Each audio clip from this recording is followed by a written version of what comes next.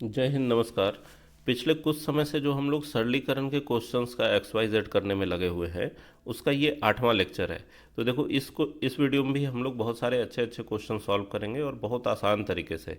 ठीक है, जिसका सॉल्यूशन काफ़ी बड़ा होता है। अब देखो, यही क्वेश्चन है, अगर कायदे से इसको बनाओगे ना तरीके से, तो ये कम से कम 4-5 मिनट लग जाएगा। ठीक है, तो जो स्कूल के बच्चे हैं वो इस क्वेश्चन को थोड़ा इज्जत दे सकते हैं कि भाई उनको 5 नंबर मिलने हैं, तो 5 मिनट लगा के बना लें। लेकिन जो कंपटीशन वाले बच्चे हैं, वो इसको अगर थोड़ा भी इज्जत देते हैं तो बहुत गलत बात है, क्योंकि आपको मिलना एक ही नंबर है और एक नंबर के लिए कितना ज़्यादा मेहनत करें, है ना।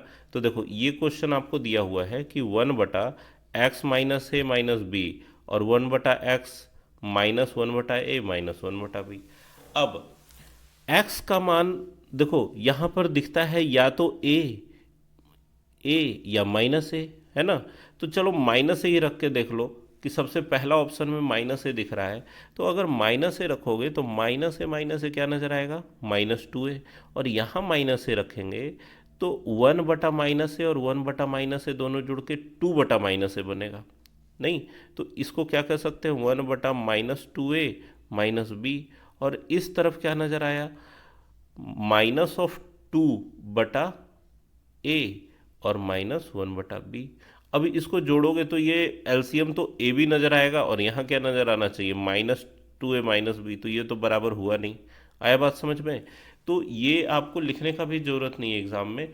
थोड़ा सा आप विजुअलाइज करेंगे कि -a रखने पर यहाँ पर -2a बन रहा है, जबकि यहाँ -a ही नज़र आ रहा है और -a और -b का एलसीएम इसके बराबर आ नहीं पाएगा।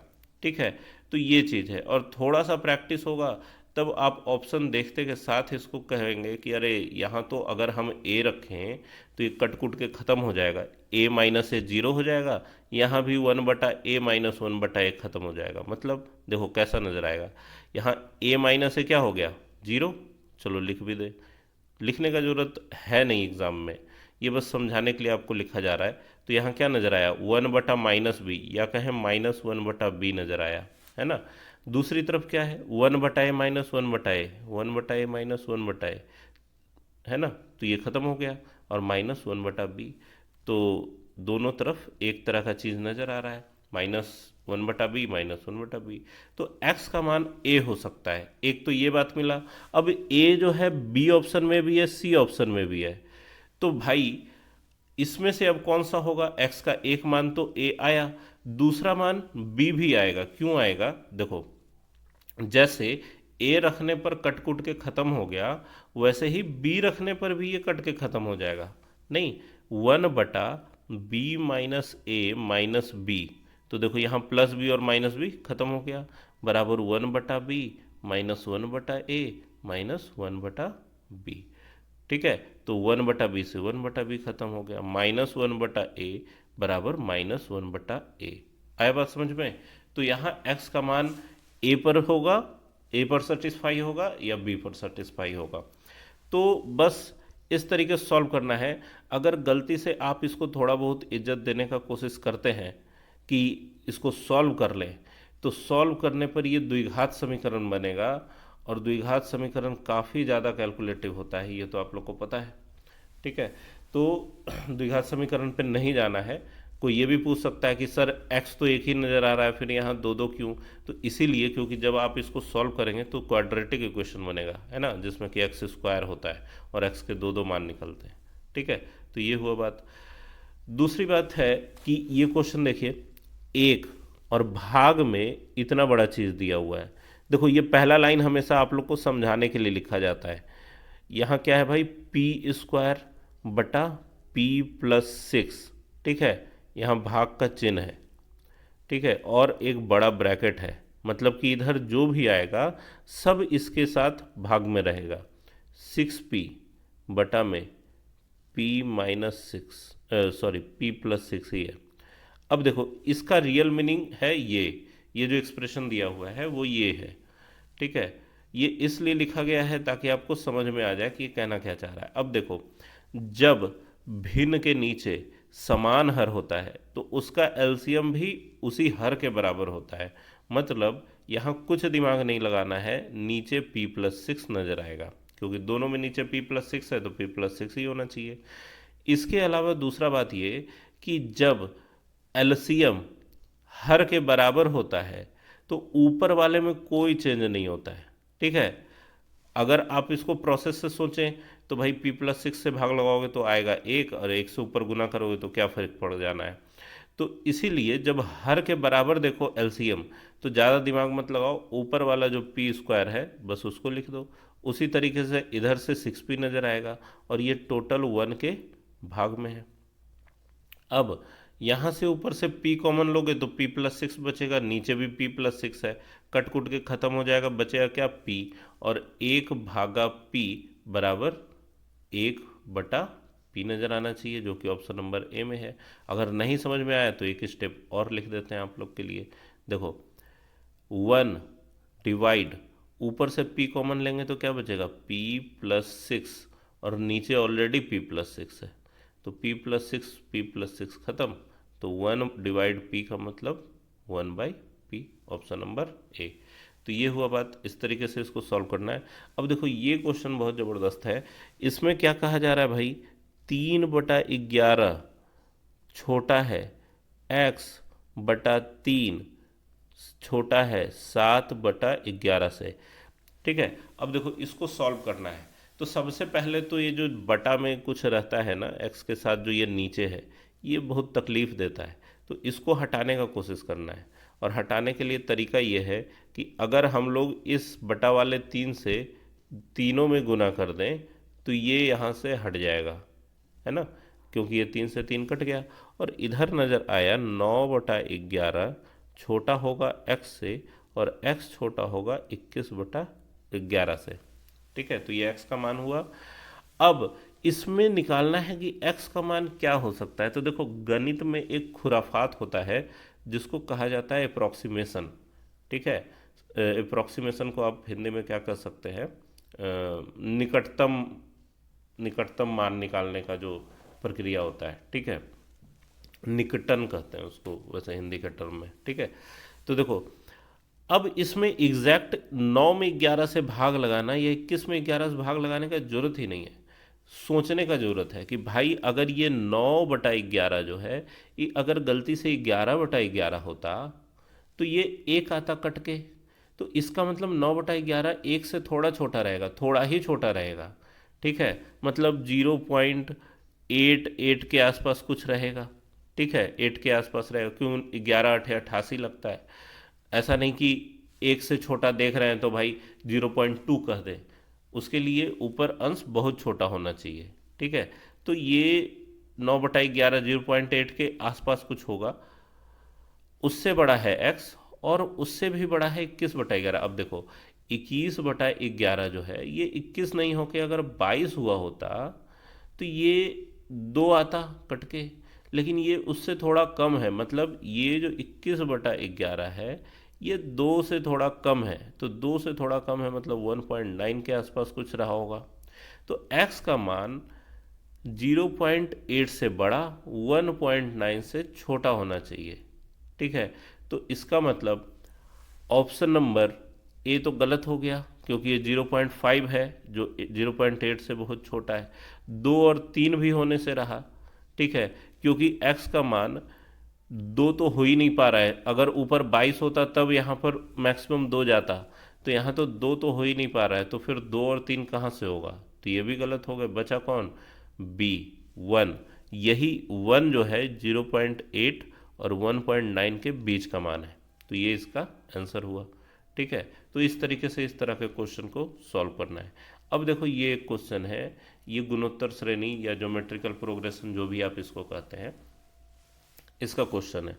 तो इसको सॉल्व करने का देखो कुछ नहीं दिमाग लगाना है। पहले बात तो ये समझो कि ये डॉट डॉट का मतलब ये है कि ये सीरीज कहाँ तक जा रहा है, इन्फिनिटी तक, अनंत तक जाने वाला सीरीज है ये, ठीक है। इसका लास्ट टर्म क्या है वो किसी को पता नहीं है। तो इसके सम का फॉर्मूला है s बराबर 1/a/1 माइनस r। s क्या है, सम, a हो गया क्या, फर्स्ट टर्म, और r क्या हो गया भाई, कॉमन रेशियो, ठीक है।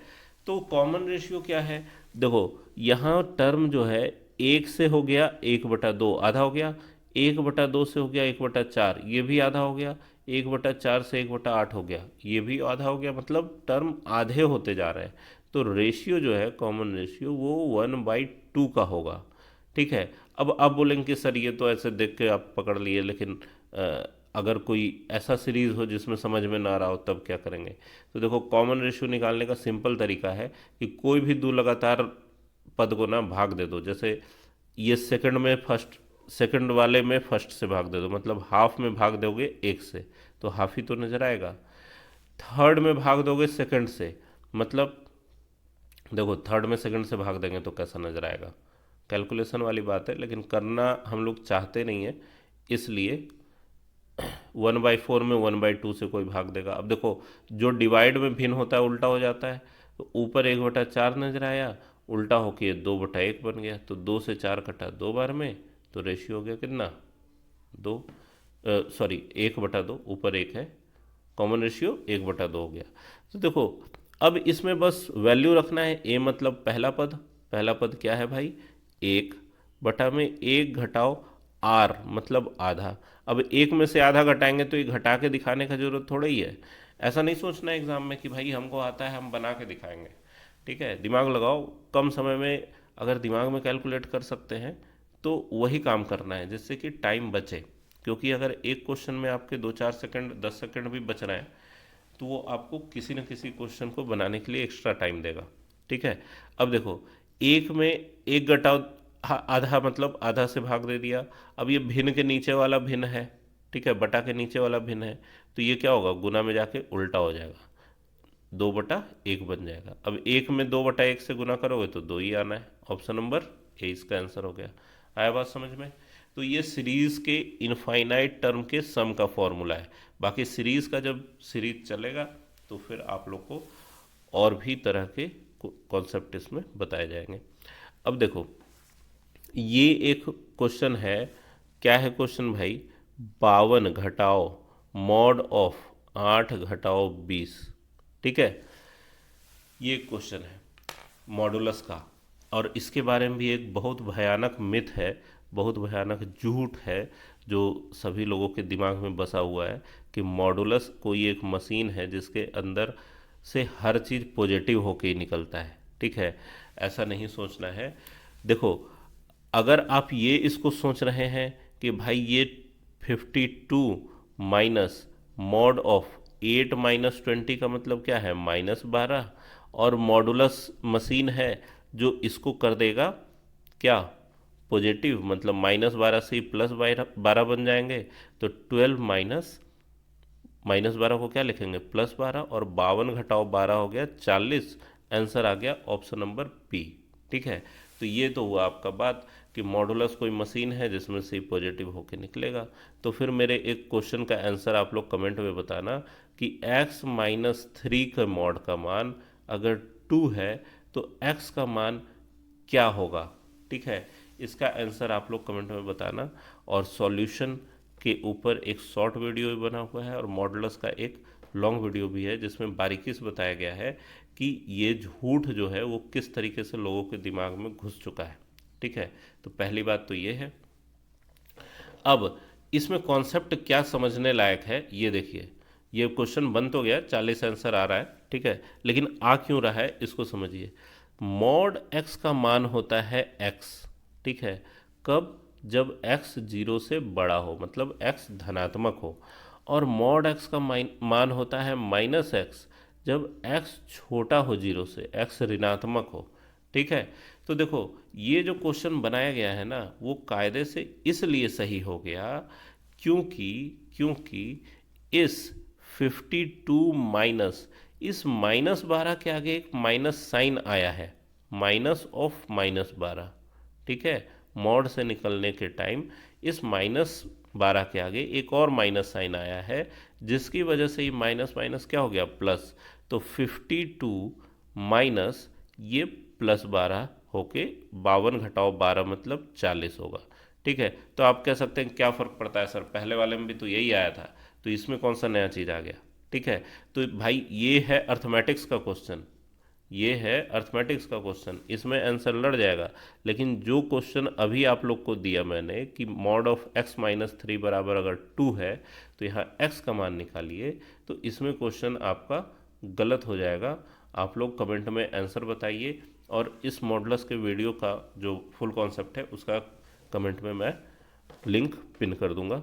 तो उम्मीद है समझ में आ रहा होगा, जो भी खुराफात हम लोग करने की कोशिश कर रहे हैं सरलीकरण के साथ। तो पढ़ते रहिए, मेहनत करते रहिए, मिलते हैं नेक्स्ट वीडियो में कुछ नए ट्रिक्स और टेक्निक्स के साथ। ठीक है, बाय।